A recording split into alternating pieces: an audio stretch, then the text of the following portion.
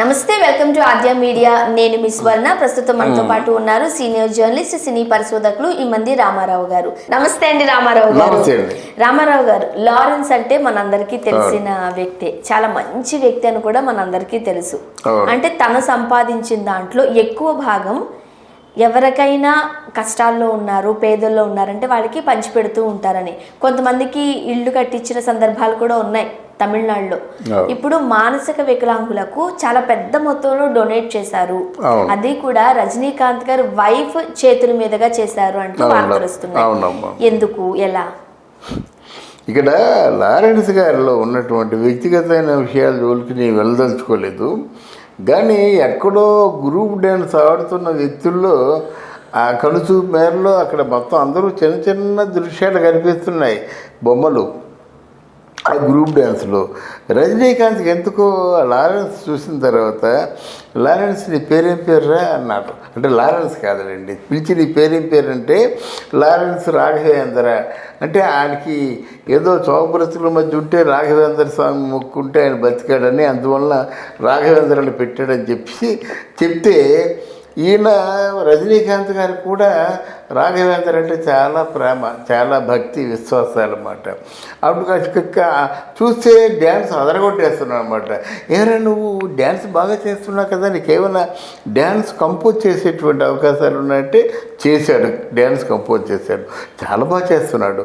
అప్పటికి మన తమిళనాడులో కానీ తెలుగు టాలీవుడ్లో కానీ పెద్ద డ్యాన్సర్ ఎవరయ్యా అంటే సుందరం మాస్టారు. ఆ సుందరం మాస్టర్ తాలూకు వైఫ్ తారాన్ని ఉండేదన్నమాట. ఆ తార కూడా పెద్ద డ్యాన్సరే.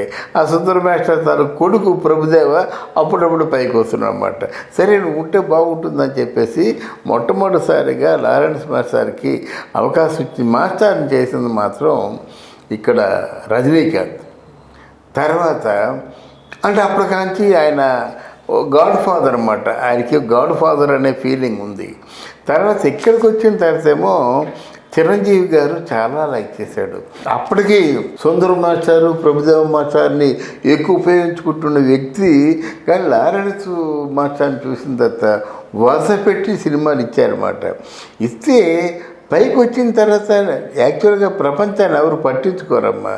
ఇక్కడ నేను ఆయనలో ఉన్న నాకు నచ్చిన గుణాలు ఏంటంటే, తల్లికి గుడి కట్టించాడు. ఫస్ట్ తల్లి పేరు మీద గుడి కట్టించడం, తర్వాత ముఖ్యంగా పేద సాధనకి ఇల్లు కట్టించడం, తర్వాత ఏంటంటే రజనీకాంత్కి అభిమాన సంఘాలు అన్నీ రజనీకాంత్ బర్త్డే వస్తే వాళ్ళందరికీ రిప్రజెంట్ చేసి రజనీకాంత్ తాలూకు బర్త్డే చాలా గొప్పగా చేయడం, ఇవన్నీ చేసేవాడు అన్నమాట.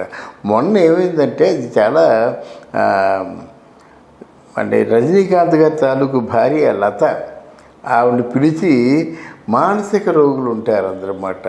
అంటే కాళ్ళు చేతులు అన్నీ, కళ్ళు లేని వాళ్ళు, కాళ్ళు చేతులు ఒక్కరిగా ఉన్నవాళ్ళు, నడవలేని వాళ్ళు, వాళ్ళందరికీ కూడా నడవలేని వాళ్ళకి సైకిళ్ళు, ఎవరికి ఏది అవసరమో అట్లాంటివన్నీ కూడా అంటే లత చేతుల మీదుగా అంటే అందరికీ దాన ధర్మాలు చేయించి ఫంక్షన్ చేశారన్నమాట. అక్కడ లత గారు మాట్లాడిన మాటలు నాకు కొంచెం ఆ గుండెల్లో ఒక శాశ్వతంగా ముద్రపడ్డాయన్నమాట. మనుషులు అందరూ పుడుతుంటారు, అలా మనుషులు పుట్టిన వాళ్ళు చచ్చిపోతారు, అది సహజం. కానీ అసలు ఎందుకు పుట్టాము, ఆ పుట్టిన విషయాన్ని తెలుసుకొని పుట్టినందుకు మనతో పాటు సాటి జనాలకి ఏమైనా చేద్దామన్న ఆలోచనతో ఉన్న వ్యక్తులే రజనీకాంత్, లారెన్స్ రాఘవ అని. ఆవిడ రజనీకాంత్ లారెన్స్ రాఘవని పోల్చడం ఎంత గొప్పతనమని నాకు అనిపించింది.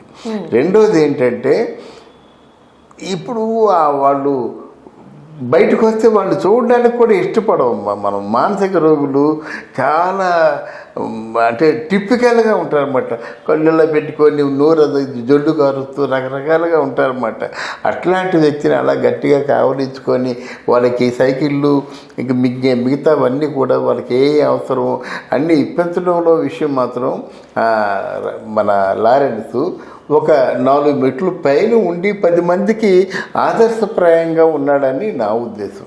ఓకే, ముఖ్యంగా కొంతమంది మాత్రమే ఇలాంటి పనులు చేయగలుగుతారేమో, వేల కోట్లు ఉంటాయి, ఏదో ఇచ్చి ఇవ్వనట్లుగా కొంతవరకు మాత్రమే, అంటే చాలా తక్కువ మొత్తంలో హెల్ప్ చేస్తూ ఉంటారు.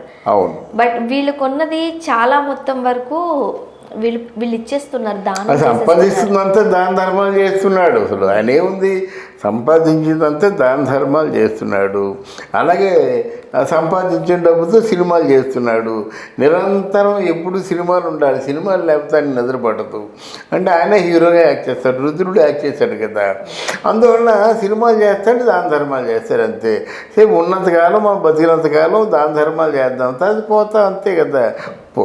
పోయిన తర్వాత మనం ఎలా పోయామో మనకు తెలియదు. అందువల్ల ఉన్నప్పుడే తృప్తిగా బతకడానికి ఏది మనకు అనుకూలంగా ఉంటే అది మనం ఫాలో అవుదామని, ఏది మనకు అనుకూలంగా ఉంటే అది ఫాలో అవుతానటువంటి ఆలోచనతో ఉన్న వ్యక్తి లారెన్స్. కానీ ఉన్నదంతలా దానం చేసేస్తారు అనుకోండి, రేపు అన్న రోజు కష్టపడాల్సిన అవసరం కూడా ఉంటుందేమో అని కొంతమంది పెద్దలు అంటే తమ జీవితంలో చూసిన విషయాలను బట్టి వార్న్ చేస్తూ ఉంటారు.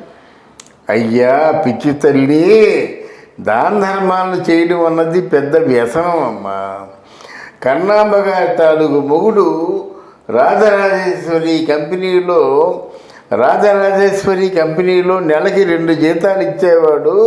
కొక్కలరాజు గారి మేడలో ఉదయం టిఫిను, మధ్యాహ్నం భోజనం, రాత్రి భోజనం, ఎక్కడి నుంచి పరాయి ఊరి నుంచి వచ్చినట్టయితే అందులో పడుకునేవారు.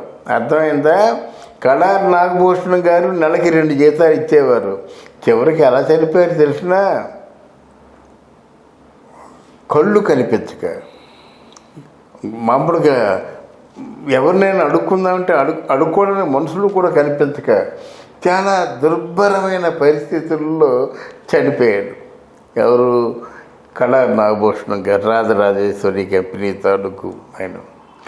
పోయినట్టయితే మన ఎవరు కస్తూరి శివరావు గారు ఇండస్ట్రీలో నాగేశ్వరరావు కంటే, రామారావు కంటే, మిగతా పెద్ద భానుమతి కంటే, సావిత్రి కంటే మొట్టమొదటిసారిగా ఒక బ్లాక్ బ్యూక్ కారు కొన్నది ఎవరంటే కస్తూరి శివరావు. ఒక మంచి సిల్క్ జుబ్బా వేసుకొచ్చినట్టయితే ఈ జుబ్బాలో 100 గంటలు, ఈ జుబ్బాలో 100 గంటలు, ఈ జుబ్బాల నిండా, ఈ జేబుల నిండగా 100 గంటలతో వచ్చినట్టయితే వచ్చే వాళ్ళందరికీ దాన ధర్మాలు చేశారు. లాస్ట్కి 2000 రూపాయల నాటకం కోసం తెనాలి వెళ్ళి అక్కడ చచ్చిపోతే తెనాలి నుంచి మద్రాసు చేర్చడానికి 3 రోజులు టైం పట్టింది. అంత దుర్భరంగా ఉన్నాడు. విధి లిఖితాన్ని మనం ఎవరూ కూడా తప్పించలేం కదా. అందువల్ల ఎలా జరగవలసింది అలా జరుగుతుంది. కానీ మీరు చేస్తున్నారు కదా, దాన ధర్మాలు చేస్తే మీకు కనీసం కొండంత తృప్తి కలుగుతుంది కదా, కొండంత తృప్తి కలుగుతుంది కదా. ఎలా జరగబడుతుంది అలా, దాన్ని మించి మనకి ఏమి ఉండదు కదా. శోభన్బాబు 1,00,000 కోట్లు సంపాదించాడు, ఏం తీసుకెళ్ళిపోయాడు, అంతే కదా. అందువల్ల మంచి పనులు ఎప్పుడు సావిత్రి గారికి ఈ రోజు కూడా మనం చెప్పుకుంటున్నాం కదా, ఆ చేతికి ఎముక లేకుండా దాన ధర్మాలు చేసేదని. రాజబాబు గారికి ఈ రోజు కూడా చెప్పుకుంటున్నాం కదా. గనక దాన ధర్మాలు ఎప్పుడు కూడా గర్వించదగ్గ అన్నమాట. పేరు చిరస్థాయిగా నిలిచిపోతుంది. Right. Thank you so much అండి. థ్యాంక్ యూ అమ్మా, థ్యాంక్ యూ వెరీ మచ్.